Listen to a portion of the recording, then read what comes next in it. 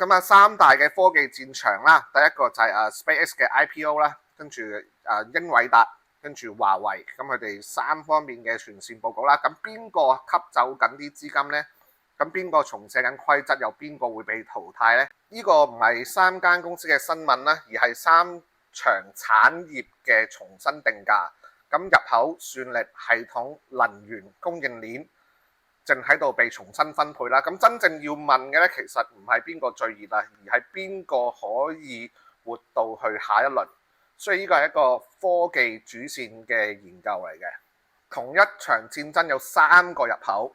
咁SpaceX 咧就控制咗太空基建嘅入口，將發射嘅成本變成護城河。咁佢個星鏈咧就將網絡變成現金流。其實佢所有嘅嘢，星鏈依家係賺錢嘅啫。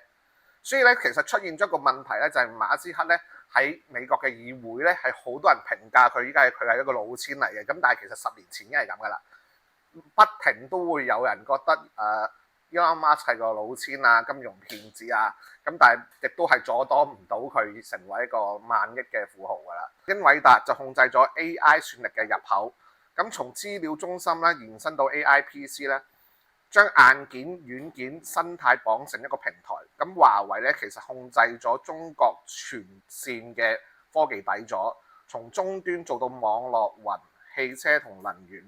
用唔上市咧，係換取呢個長期戰略自由。咁其實唔一定公司一定要上市嘅，哪怕 OpenAI 佢未必上市添，佢哋都考慮唔上市。咁曾經舊年嘅時候咧 ，SpaceX 都冇諗過上市嘅。咁但係當然佢哋之後就決定要上啦。咁真正睇嘅唔係產品啦，而係5個權利，一個叫入口權，一個叫算力權，一個叫系統權、能源權同埋供應鏈權。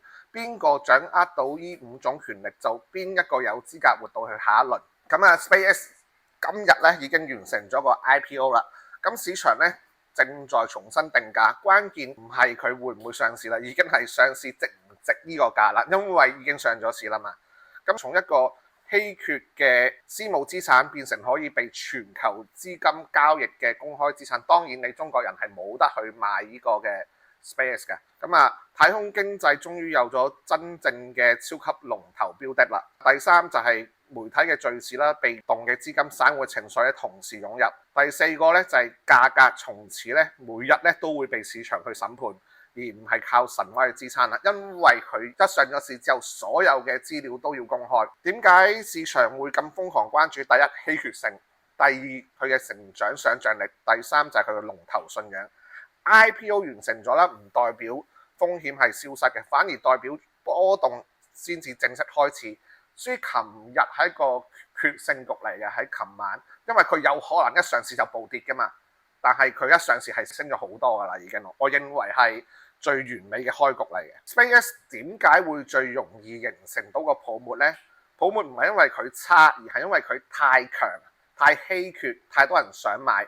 甚至乎我認為大部分人去傾家蕩產都會去買 Space 嘅。第一就係媒體放大啦，任何同太空、馬斯克未來科技有關嘅敘事都可以迅速引發到情緒嘅追價。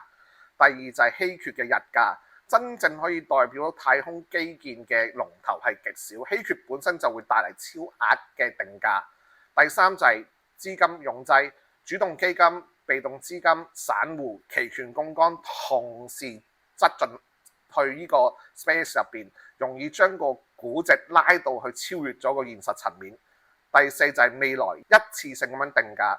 咁未來一次性定價咧，市場咧唔係買入今日呢個收入喎，唔係今年呢個收入，而係將好多年之後 space 會發展到咩地步，今日已經將佢定價。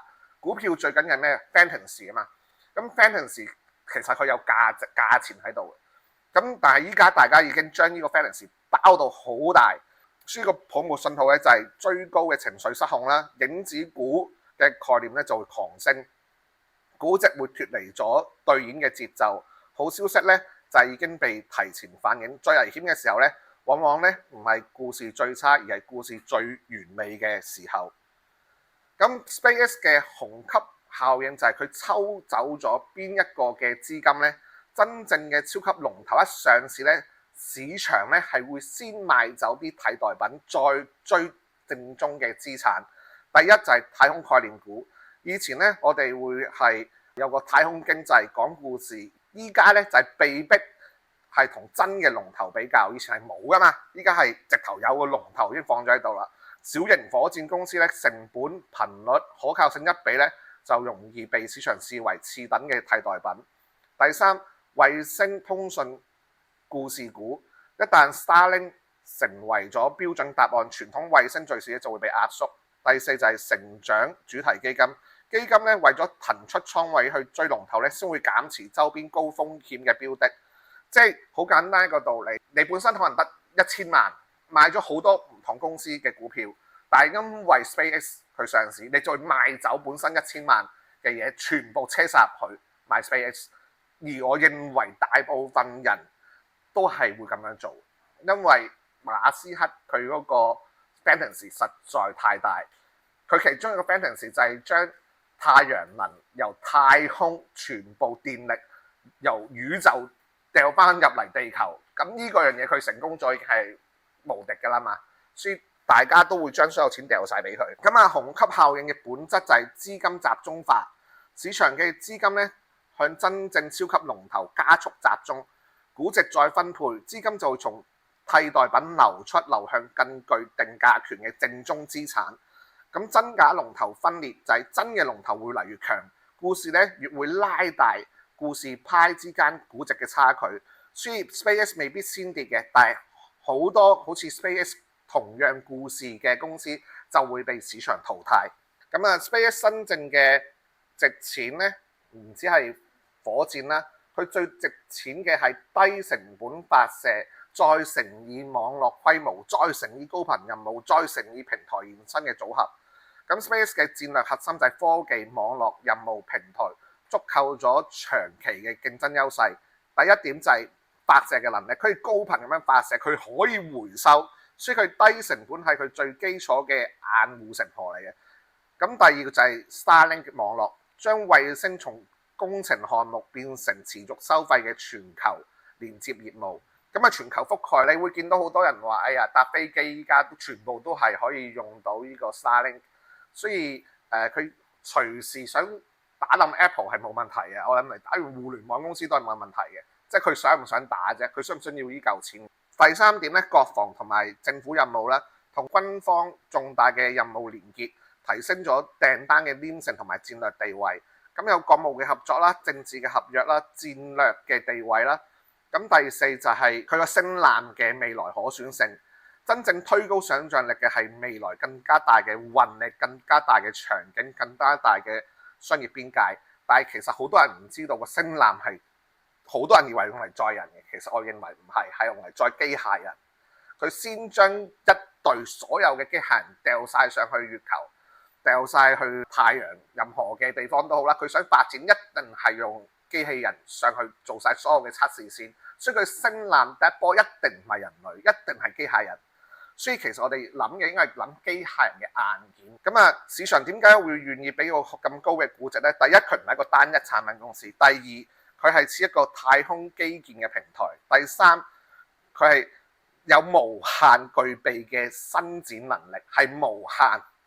咁所以真正嘅龍頭呢，唔係得一項技術，而係將技術變成系統，再將系統變成平台。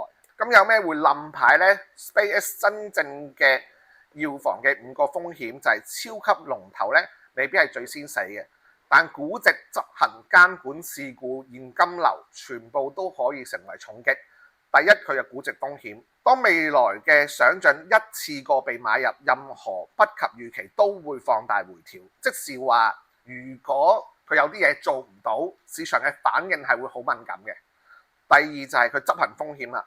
咁佢個星艦嘅進度啦、量產嘅節奏啦、商業化嘅速度啦，任何延誤都會影響到佢嘅信心。事故風險，太空同埋航太產業咧，佢容錯率係極低，一次嘅重大事故咧就可能重創敘事。咁第四就係監管風險啦，個頻譜、衛星、國防、跨國營運全部都會受到政策同埋安全因素嘅影響。第五就係現金流嘅壓力，從資本擴張同埋跑得快個現金回流，估值資產就會變得好脆弱。所以佢最危險嘅組合其實係高估值、高期待、高波動。所有嘅泡沫都係有3個嘅要點，其實佢已經齊晒。所以 Elon Musk 佢好特別之處就係佢靠一人之力令到個信仰變到無限大。而佢點解可以大家真金白銀去俾錢為佢投票？其實一個好重要嘅原因就係你冇對手，你真係冇競爭對手比得上佢，而佢可能會遲，但係佢所有嘢都兌現，呢個就係佢最值錢嘅地方。咁真正嘅龍頭失速呢，通常都唔係新聞嚟嘅，而係兌現節奏跟唔上個價格節奏。咁邊啲會被淘汰呢？ SpaceX 上市之後最危險嘅4類公司，唔係所有太空故事呢都能夠活下去嘅。真龍頭出現之後呢，替代品呢就會被重新審判。第一，小型火箭公司，如果成本高、頻率低、可靠性不足，係好難同龍頭去競爭。第二，無差異嘅衛星公司，只有概念冇獨特網絡能力，容易被 Starlink 對比壓縮。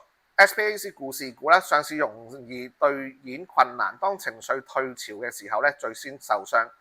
第四點就係高成本傳統嘅航太模式，如果靠低效率、慢節奏、重流程去做生意、去吃飯嘅話咧，呢啲係會被新時代嘅成本結構擊穿嘅。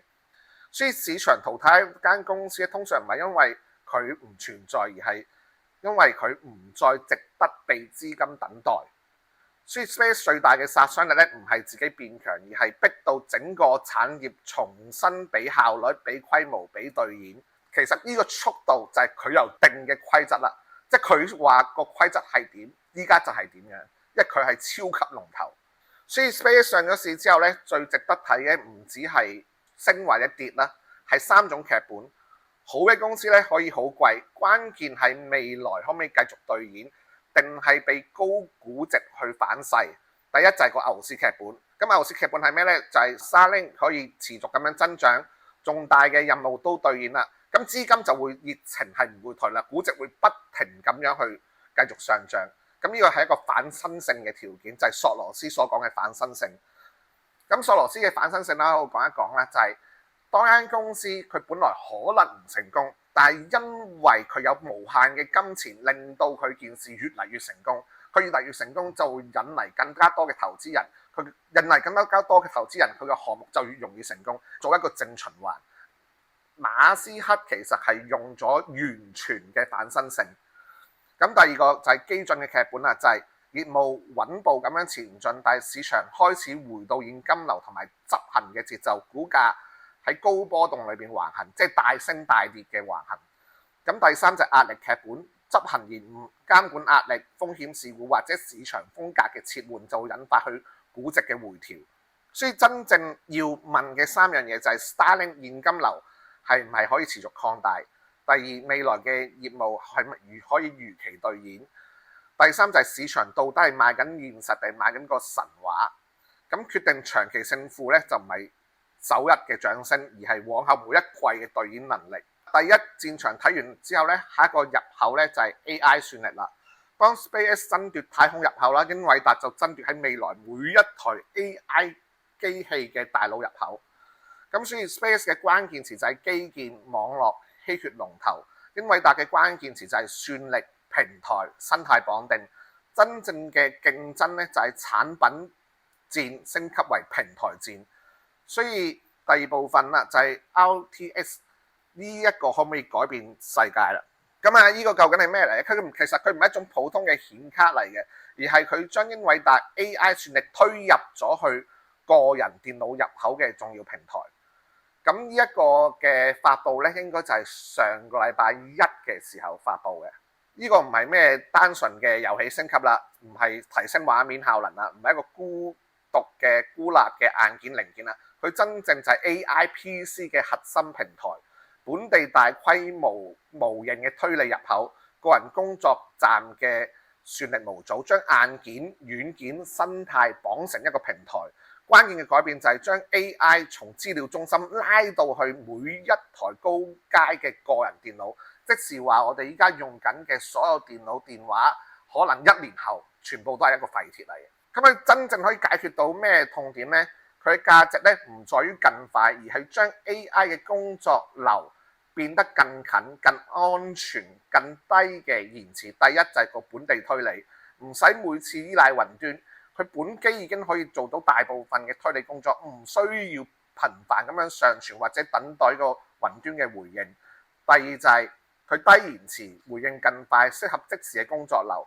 本地運算大幅降低網絡往返嘅時間，回應更即時，適合即時嘅互動性同埋生產工具。即時話你根本都唔使上網，你有呢部機就得啦。第三就係私隱安全啦，因為你冇連結到網絡，所以你嘅敏感資料咧全部都係留翻喺你自己本身嘅本機入邊，資料係唔會離開個裝置，降低咗外泄嘅風險，更加符合企業同個人對資安嘅高標準。第四就係企業控制。內部知識庫更加容易私有化嘅部署，喺企業內部建置專屬嘅 AI 環境，整合內部嘅文件、知識同埋流程，更加可控、更加高效。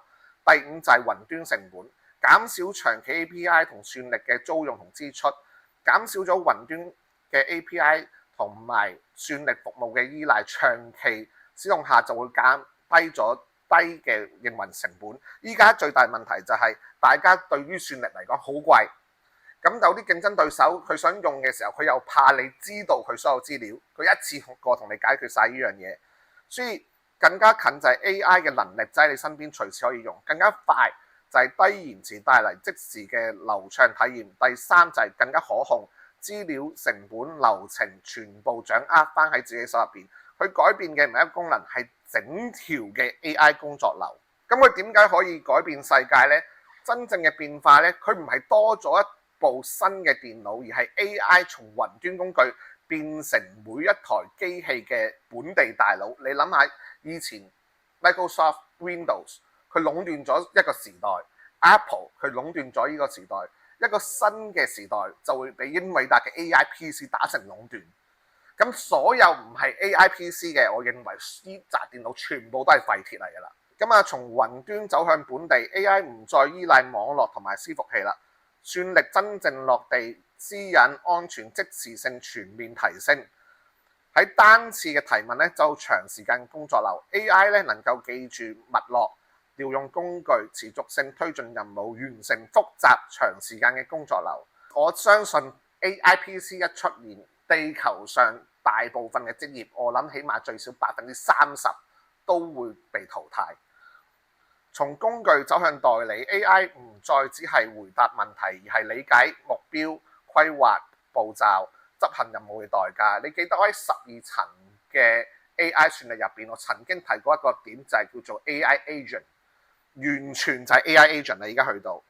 所以從少數人使用走向每台高階嘅設備 ，AI 嘅能力就會見於各種高階設備啦，從個人到企業全面普及，然之後無處不在。無處不在嘅 AI， 呢個係我喺2020年嘅書已經寫過，萬物皆亂，佢將會做到呢個效果。世界被改寫有4個層面，第一，創作 AI 會成為創作夥伴，加速內容設計同埋敘事嘅邊界，所有嘅美術定義將會係 AI 嚟審判嘅。人類想超越 AI 係反而更加難。咁點解呢？好似你拍一套電影咁樣，你最大嘅成本係啲咩？演員嘅成本係咪？你要製作嘅成本係咪？畫面嘅成本、剪接嘅成本，你要動用好多嘅人力物力去建造一個電影。但係依家一部電腦，可能一條 team 10個人已經做晒成套90分鐘嘅電影，甚至乎可能一個人做已經搞掂啦。所以從一個創作層面裏邊咧 ，AI 會完全取代啦。琴日咧，梁朝偉咧仲喺度講緊，佢唔會將佢個樣咧去俾呢個授權俾 AI 去做電影嘅。佢覺得咧 AI 電影咧係冇靈魂嘅。我認同佢咁樣講，但係資本唔會咁樣認為。資本會認為我可以唔要你梁朝偉，因為你貴，你可能收我幾千萬嘅片酬，但係我可以用幾十萬做好多類似換咗你嘅樣，但係我有你嘅演技嘅 character 出嚟，呢個角色，所以虛擬角色係會出現好多，根本就唔需要演員，即係慢慢開發出嚟嘅時候，只有呢一條咁嘅線。大家好多時而家唔明白就係佢哋以呢一刻嘅科技去判斷未來，但係科技係會幾何式咁樣去增長。咁第二點就係開發啦，從輔助編碼到自主開發，重新定義軟體嘅生產力。我以拍電影為例，呢一刻大家可能每一個劇本都要放俾 AI， 然之後依家仲要去抽卡，但係可能3年後你俾佢個 topic 無間道，佢90分鐘全部同你拍晒出嚟，做好晒90分鐘嘅片，就係俾個 topic 佢，內容都唔需要啦，佢自己幫你諗晒出嚟。所以從一個創作開發層面，其實係人類嘅思考空間可能係越嚟越細嘅啦。第三就係企業知識，知識就被活化、連結同埋執行，喺組織真正變成一個學習型嘅系統。企業知識呢，依家有個問題就係英偉達嘅老闆佢講咗提出一個好重要嘅資訊量，就係依家大部分嘅人係唔識得用 AI 去問佢咩問題。佢連問咩問題先至最緊要，所以人類係變成要問問題、提出需求、揾到需求、揾到痛點，然後 AI 幫佢解決。所以人類嘅生活其實係越嚟越容易、越嚟越簡單，但係需要提出問題嘅人。如果你冇辦法提出問題、有質量嘅問題， AI 想幫你解決，佢都唔知你需要啲乜嘢。第四點就係個人嘅智能助手，理解你、預測你，幫助你去完成更多，成為真正嘅數位夥伴。當 AI 變成電腦內建嘅能力，競爭就唔再係軟件戰，而係整個嘅平台戰。咁最先被改變嘅唔係所有人，而係呢5類人。AI PC 第一波嘅受益人往往就係對算力、效率、工作流最敏感嘅人。第一就係創作者，更加快生成同埋修改內容。第二就係工程師，更加快去調試同自動化。第三就係 AI 開發者，更容易本地測試嘅模型。OpenAI 佢考慮一個唔上市嘅原因就係，如果佢嘅 AI 係可以自動升級去生成更加好嘅程式嘅時候，佢就唔需要去再集資啦，因為佢會變成一個無敵。佢只要算力夠，佢就可以不斷地進化，不斷地更新迭代。咁第四就係 3D 影片工作流，更順暢處理高負載嘅任務。第5點就係企業知識庫嘅團隊更安全部署內部 AI， 一個就好緊要。其實2026年係一個最好嘅年份。第一，我哋要接受嘅嘢就係科技唔會倒退嘅，佢係一個時間嘅遞增，佢只會不斷地進化。人嘅知識應該會拉到去一條同步嘅水平線。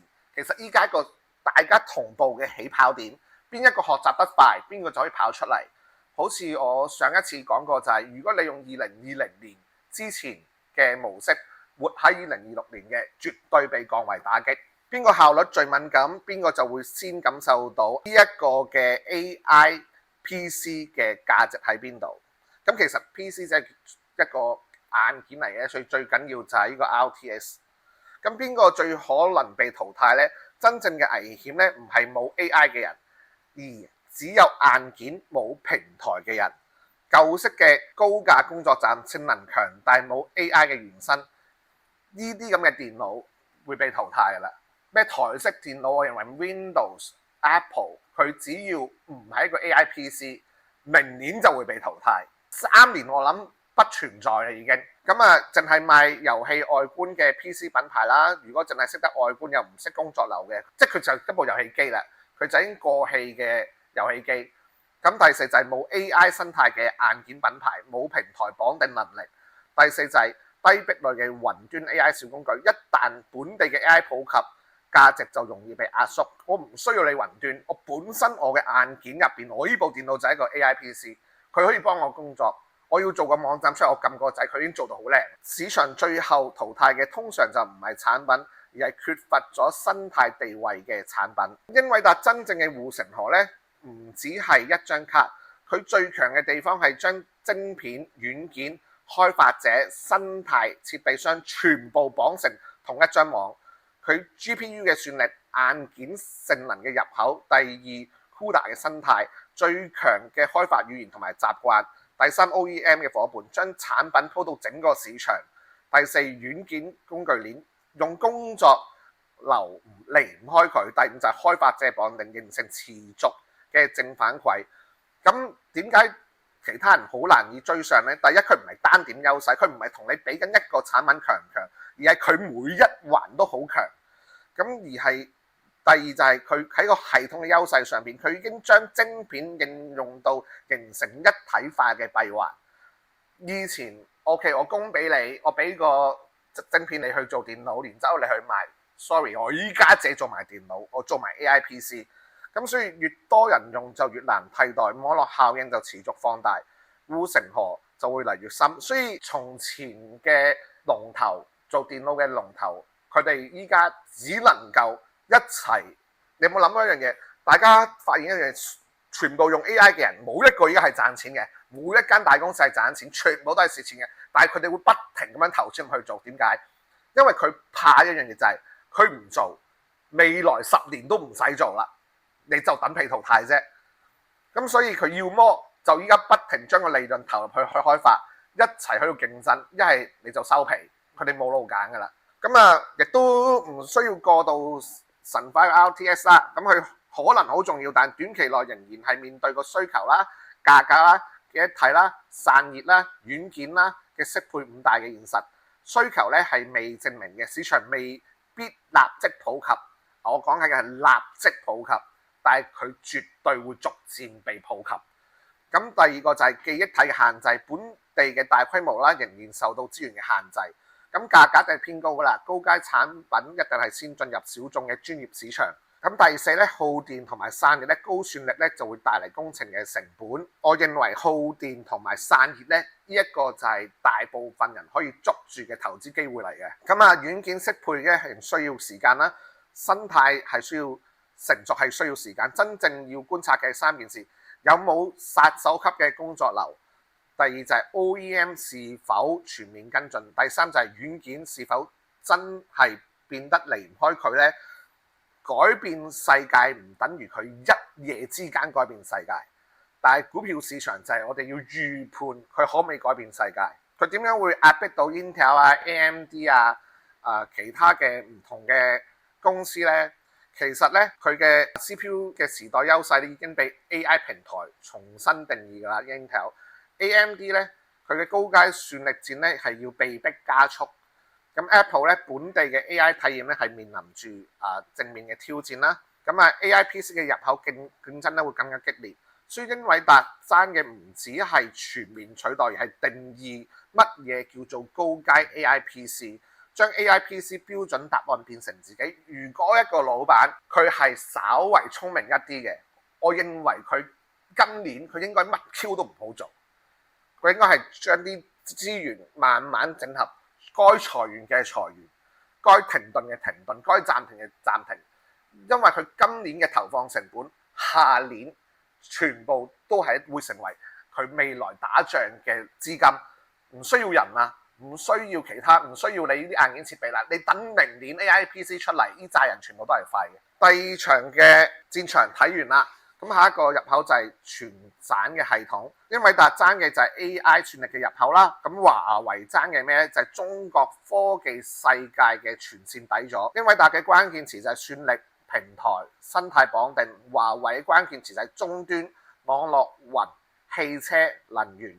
真正嘅競爭咧，唔係控制，係邊個可以控制下一代嘅科技系統嘅底座。第三部分就係華為點解唔上市呢？佢真正嘅佈局係啲咩呢？好多人咧以為華為咧佢係賣手機嘅，佢唔止賣手機咁簡單。華為點解佢堅持唔上市呢？唔係因為佢唔需要錢，而係佢唔想將企業嘅節奏交俾資本市場。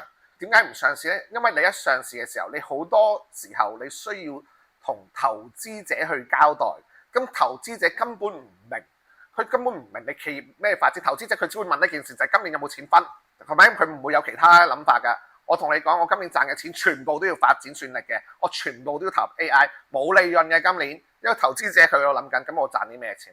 係咪？佢就唔想將呢樣嘢影響咗佢發展嘅速度。咁所以資本市場嘅壓力邏輯就係股東要求短期嘅回報。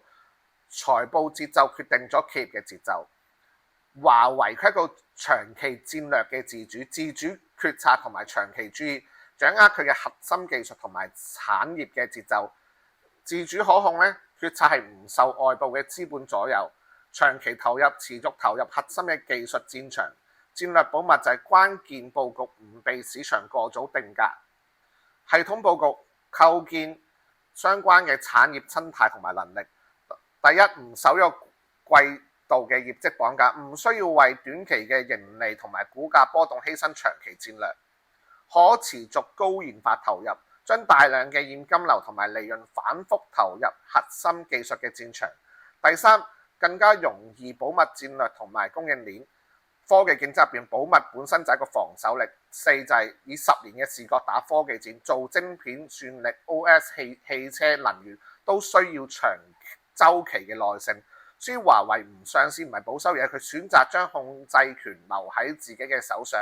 因為當你要同資本交代嘅時候，資本只會問你幾時有錢分，係咪？但係佢哋有佢哋嘅資本策略。唔上市咧，反而係佢最強嘅防守。華為最特別嘅地方唔係做乜嘢，係佢用乜嘢結構將個戰略守住，長期嘅研發唔被市場短線嘅情緒打斷。二，戰略保密，核心技術、供應鏈同埋部署嘅節奏更加可控。第三，人才綁定，員工持股同長期嘅激勵會將人才同公司嘅命運綁埋一齊。第四，現金流再投入，將資源優先投翻喺晶片、雲車、OS 同埋能源。上市公司咧，經常要證明當下，華為更加在意咧就係點樣去贏得未來。所以咧，華為真正想打嘅就係全場景 OS。手機唔係一個終點，而係連接所有裝置嘅服務入口。手機、平板、PC、智能家居、穿戴設備、車機。手機係一個入口，先攞個人嘅終端，再走向更加多嘅場景延伸。第二，將裝置全部接落嚟，設備越多，體驗越完整，切換嘅成本越高。對標嘅唔係單手機，真正競爭嘅係整體嘅生態體驗。第四，生態嘅黏性先至係關鍵。當系統深入生活，產品就唔再係一個孤島。OS 唔係一個界面，係將人、設備、服務綁埋一齊嘅秩序。所以喺呢一度，你可以諗到，如果華為唔上市，現價有咩公司可以選擇？又有呢扎咁嘅配套。小米有佢嘅手機，有佢智能家居，所有嘅嘢都有。所以咧 AI 嘅算力底盤咧，華為咧都係有嘅。咁佢做咗中國嘅主算力嘅底層基建啦。咁華為嘅算力底盤咧，佢有協同嘅調度啦、資源磁化啦、高效嘅互聯啦、安全可控。咁呢套嘅底盤想解決咩呢？算力自主化，從晶片到系統，擺脫外部嘅掣肘，平台國產化，核心技術可以控，打造自主嘅底座。第三就係產業嘅生態化，開放協同繁榮本土嘅 AI 生態。咁佢當然佢有晒就係 ABC 嘅嘢啦。咁真正爭奪咧，唔只係晶片，而係中國 AI 算力嘅話語權。其實冇乜中國嘅企業係可以對打美國呢套嘅邏輯，剩翻可能華為一間係，但係佢冇上市嘅，依然仲可以堅持落去打嘅。咁華為佈局汽車咧，佢唔一定係做車，而係佢要做車嘅大佬。真正嘅高價值嘅位置咧，唔一定係整車，而係控制車嘅智能層。第一就係自駕、感知、決策、輔助駕駛、智能座艙、人機交換、內容同埋服務、車聯網、車與雲、車與路、車與人嘅連接。第四，感知與選發、軟硬整合嘅核心能力。OS 與平台，將整車變成可持續升級嘅系統。其實喺一個國家策略裏邊，我哋就需要有呢啲嘅公司嚟制衡美國。當然 Tesla 已經做晒啦，呢扎嘢係咪？佢有晒智能駕駛，做得非常之好啦，依家係咪？咁但係我哋必須要喺中國有一啲咁嘅企業。如果唔係，我一開放嘅時候，全部都係俾晒 Elon Musk 噶啦。咁啊，華為要搶嘅唔止係汽車嘅訂單，而係汽車產業嘅智能中樞位置。華為嘅佈局能源 AI 時代背後拼嘅唔止係晶片，就電。當算力越來越但係真正嘅底層瓶頸就係包括供電、儲能同埋能效管理。我哋中國有個優勢就係我之前12層嘅時候，我講過所有 AI 最緊要嘅都係一個電力嘅問題，所以其實 Elon Musk 佢想解決個電嘅問題，就係喺宇宙揾太陽能翻嚟供翻嚟地球，所以佢呢個想法係無敵嘅，而冇人可以做到嘅。佢不斷咁樣射衛星上去，不斷地，佢總有一日係會完成到呢件事。所以大家都可以用無限嘅 fantasy 去投入去 SpaceX 係咁解。你哪怕你全中國你不停攞晒地球嘅資源，但係佢宇宙攞，佢根本唔係降一維打擊喎，佢同你玩緊一套唔同嘅遊戲喎，已經係。所以能源數位化嘅管理、AI 預測負荷同埋發電嘅波動、智慧嘅調度、毫秒級嘅響應，全程可視化、風險可預測。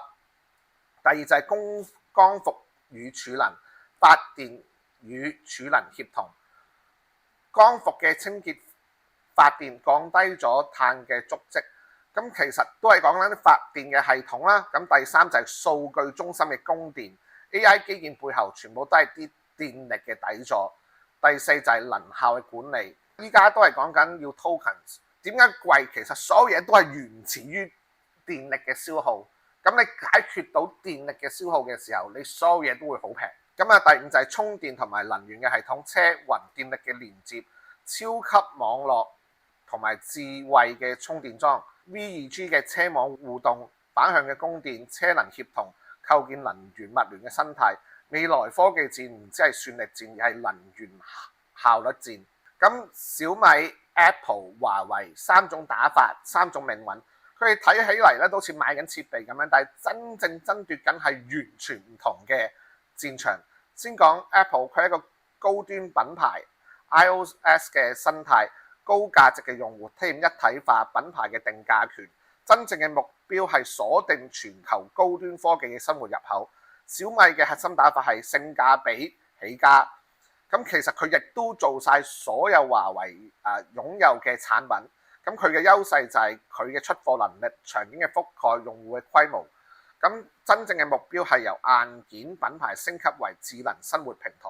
華為係做國產嘅高端，咁佢嘅優勢就係佢嘅終端網絡、雲車、能源協同，建立中國嘅科技世界嘅底層秩序。所以我一路都會覺得小米係容易跑出嚟嘅，因為佢佔有咗一個中低層嘅價格位置。Apple 賣得貴，華為係賣得貴嘅，咁但係中價位最容易嘅入口，大家其實有啲人唔需要咁專業㗎嘛，你可以用5萬蚊嘅電腦打機，你可以用部5000蚊嘅電腦打機，係唔係個個都需要一部5萬蚊嘅電腦打機㗎嘛？咁而真係事實上要5000蚊打機就 OK 接受到嘅人係佔大多數㗎嘛。咁同樣嘅設備公司命運差異，往往就係來自於邊個只係賣緊產品，邊個喺度建立緊世界。咁終局業就係未來唔係一個產品戰，而係平台戰。邊個控制到個入口 OS 算力、網絡、能源同埋生態，邊個就更加接近下一代嘅科技秩序。太空入口 SpaceX、英偉達 AI 算力入口，華為中國全線嘅科技底座。咁入口啦、OS 啦、算力啦、網絡啦、能源啦、生態啦，真正決定勝負嘅6個控制點。未來真正強者咧，唔係多一個產品，而係邊個可以將產品變成系統，再將系統變成平台。我認為最少3年係維持住呢個局面嘅啦。所以3間公司咧爭奪嘅其實唔係同一個市場嚟嘅。雖然大家睇起嚟都係做緊科技，但係真正搶嘅係唔同層級嘅入口同控制權。SpaceX 係要低軌嘅衛星網、太空嘅運輸、太空嘅基礎設施；英偉達係 GPU 算力、AI 平台、模型生態、開發者嘅生態；華為係芯片、OS 網絡、雲車同埋能源。唔同嘅同場比，唔係同場比法，而係各自搶佔下一代嘅秩序嘅關鍵入口。真正嘅差別唔係邊個更熱，係邊個控制到關鍵入口。而呢啲入口，我認為未來3年都唔會變嘅。咁邊個最容易形成泡沫？邊個最唔容易被取代呢？真正嘅高風險咧，係估值先跑過現實。真正嘅高壁率係掌握唔可以替代嘅系統位置。最容易形成泡沫就係 SpaceX 嘅影子概念股，借熱度缺核心資產嘅影子股全部都可以唔使理。第二就係低壁壘嘅雲端 AI 小工具，功能容易被平台整合，只靠外觀嘅 AI PC 硬件品牌冇平台同生態，題材型嘅周邊概念，故事先於現金流，呢4個點嘅公司全部都會好容易形成泡沫。最唔容易嘅被取代嘅自然就係 SpaceX 嘅運輸衛星網、基建英偉達嘅 GPU CUDA 同埋開發者生態，華為嘅 OS 網絡雲車能源協同。咁Apple 亦都高端嘅用戶 iOS 同埋品牌定價權，喺未來嘅3年，我認為都係唔會有任何改變。市場最終獎勵嘅唔係熱度，而係不可替代性。所以你會見到呢一紮嘅公司喺未來佢嘅 PE 會高得越嚟越離譜，都係好合理，因為佢冇競爭對手，佢只有無限嘅 fantasy， 所以會出現呢個情況就係話啲股價好高喎，仲追唔追得？你冇得唔追嘅，因為你冇其他選擇，你要麼你就同佢一齊同生共死，佢就不停地令佢兌現，一係你就收皮喺呢個時代裏邊唔參與。其實你作為一個投資人，同佢一個企業家想法係一樣嘅，唔競爭，佢哋個入口就會被取代。佢哋冇得選擇，佢就逼住佢要喺呢條賽道度一齊競爭。所以真正會被淘汰嘅唔係落後產品，而係冇平台位置嘅公司。當科技戰升級為平台戰，只有單點嘅產品，冇系統位置嘅玩家先至最危險。太空影子股。冇運輸網嘅，冇衛星網嘅，運輸網、衛星網、地面節點都缺位嘅，係冇辦法推進太空經濟嘅主幹。第二，舊式嘅工作站、傳統嘅 PC 性能唔錯，但係唔夠 AI 嘅原生。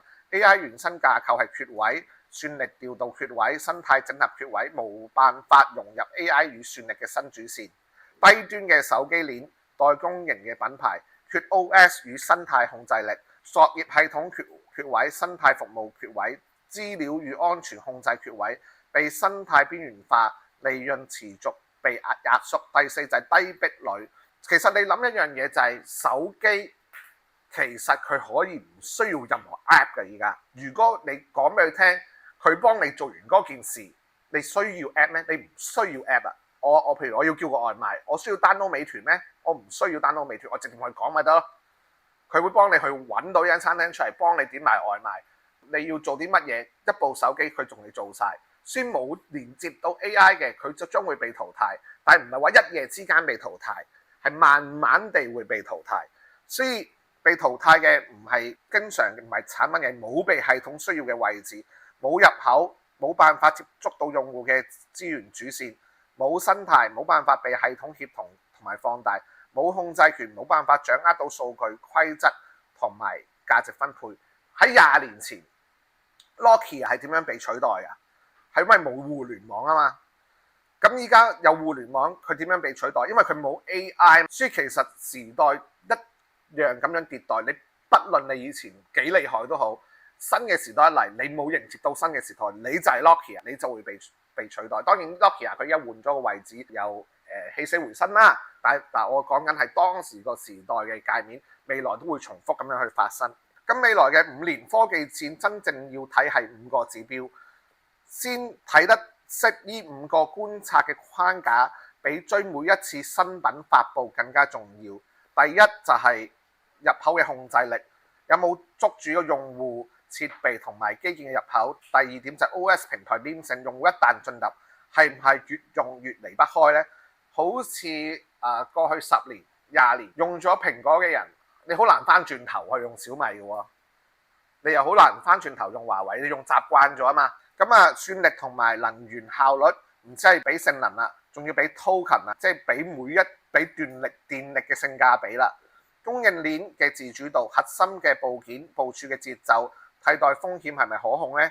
生態擴張嘅能力係唔係將合作伙伴、開發者內容同埋服務捲入嚟呢？